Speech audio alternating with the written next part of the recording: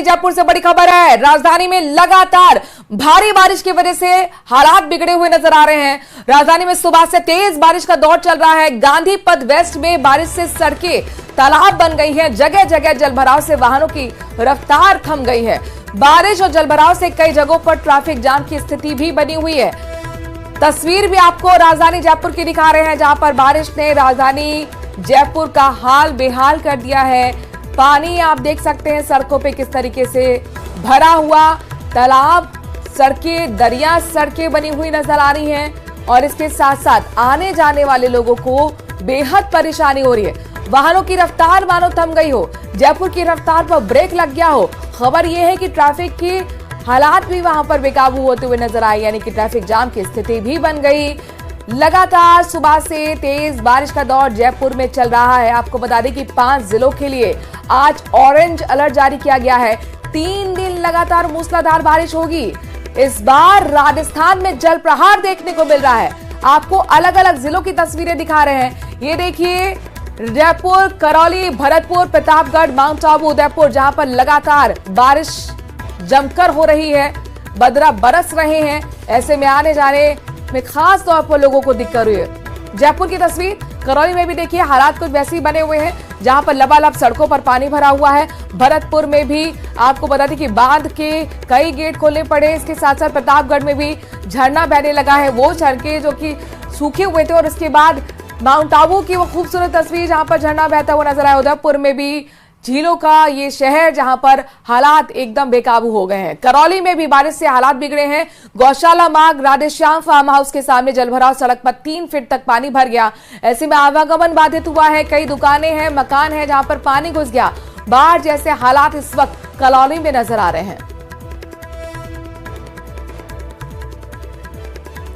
ये करौली की तस्वीरें हैं, जहां पर कई दुकान और मकान में तक पानी भर गया। खासतौर पर निचले इलाकों में बेहद स्थिति गंभीर बनी हुई है। घरों तक पानी भर गया है। इसके साथ साथ कई गांव का संपर्क भी जो है वो जिला मुख्यालय से कट गया है। आपको बता दें कि अजमेर में तो हालात इस कदर के हो गए हैं कि आज स्कूलों की छुट्टी करनी पड़ी, क्योंकि कई जगह पर अजमेर में स्कूली बच्चे कल तेज बहाव में फंस गए थे, जिन्हें शव वाहन से तक रेस्क्यू किया गया था। फतेहपुर की वो तस्वीर आपने देखी थी, जहां पर ट्रैक्टर ट्रॉली में भरकर स्कूल से फंसे हुए बच्चों को वहां निकाला गया था। और ऐसे में एहतियातन यहां पर सावधानी बरतते हुए अजमेर में छुट्टियां कर दी गई हैं। करौली में भी आप देख सकते हैं घुटनों घुटनों पानी नजर आ रहा है। खास तौर पर जो निचले इलाके हैं, वहां की जो बस्तियां हैं, वहां पर पानी भरा हुआ है, जलमग्न हो गई हैं सड़कें।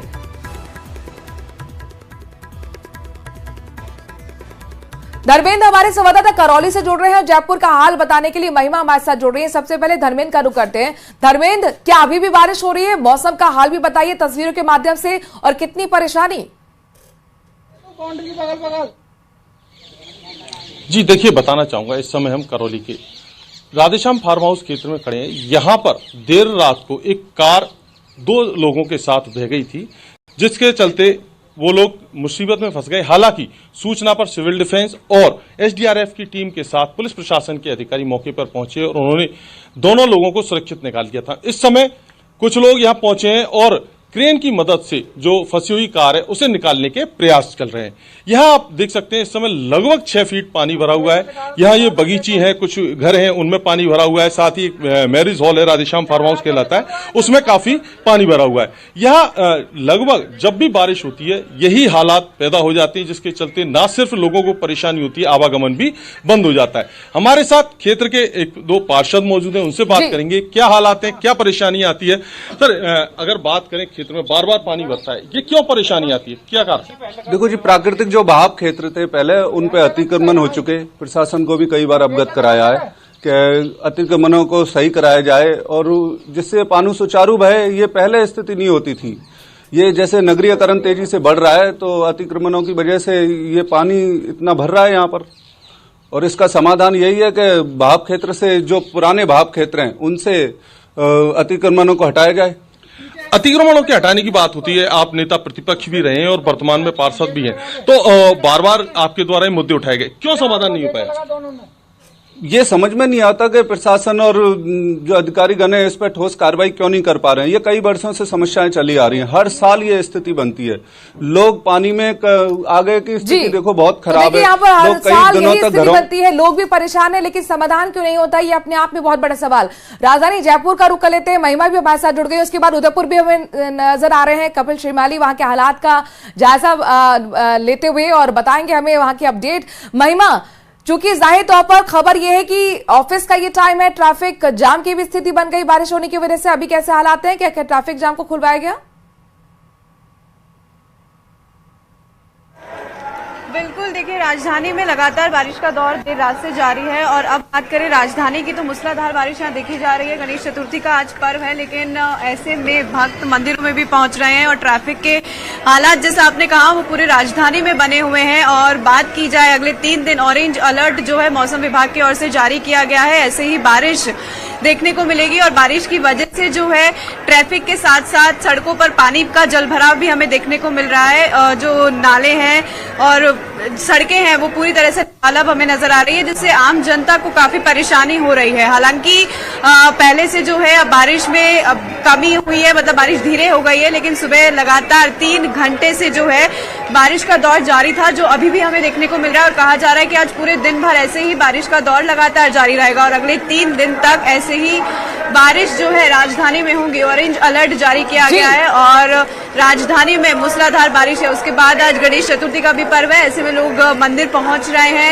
ट्रैफिक की व्यवस्था जो है हमें देखने को मिल रही है कि काफी लंबे जाम में लोग फंसे हैं, तो ऐसे में लोगों को परेशानी भी खूब हो रही है। लेकिन आज सैटरडे संडे है तो ऐसे में यहाँ पर जरूरी है कि प्रशासनिक अमला काफी मुस्तैद रहे ताकि लोगों को परेशानी ना हो। आपके पास हम रुक करेंगे उदयपुर का, अब फिलहाल रुक करते हैं। श्री कपिल हमारे साथ जुड़े हैं। कपिल, जाहिर तौर पर लेक सिटी झंडे भी बहते हुए नजर आए, झीलें भी लबालब हैं, लेकिन ऐसे में आम लोगों के लिए जरा बताइए कितनी दिक्कतें बढ़ गई हैं, क्योंकि वो तस्वीर भी हमने देखी जहां पर सड़कें दरिया बनती हुई नजर आई।